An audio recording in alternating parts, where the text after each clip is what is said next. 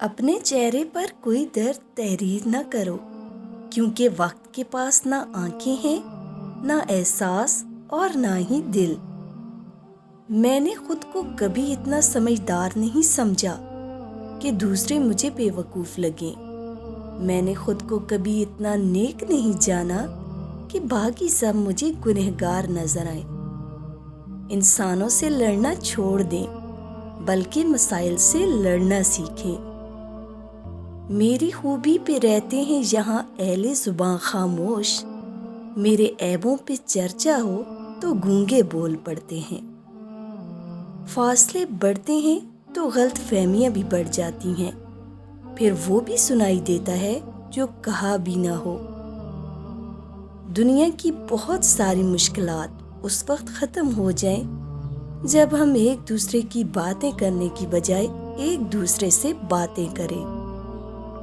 فرعون کے گھر حضرت موسیٰ علیہ السلام کی پرورش یہ ثابت کرتی ہے کہ جہاں شر کی انتہا ہوگی وہیں سے خیر کی ابتدا ہوگی۔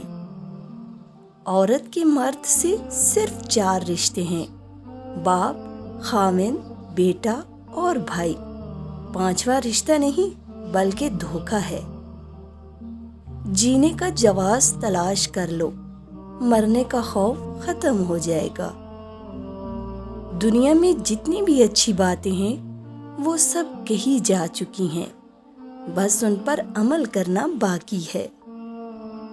اخلاقیات کا یہی تقاضا ہے کہ کسی کی زندگی میں اتنا ہی تعلق رکھیں جتنا وہ آپ کو اجازت دے۔ انسان کو اس کے اخلاق اور اس کے کارناموں سے پہچان، محض شکل و صورت اور بڑے نام سے دھوکہ نہ کھاؤ۔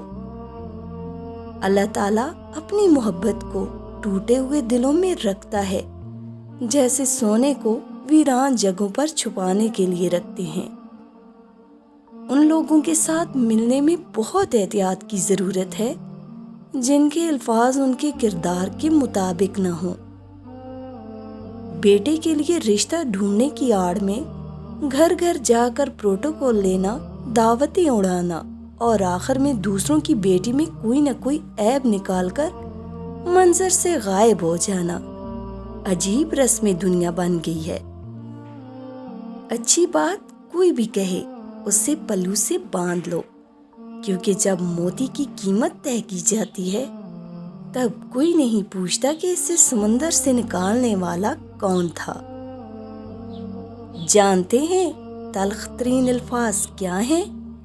ہمیں آپ کی بیٹی پسند نہیں آئی۔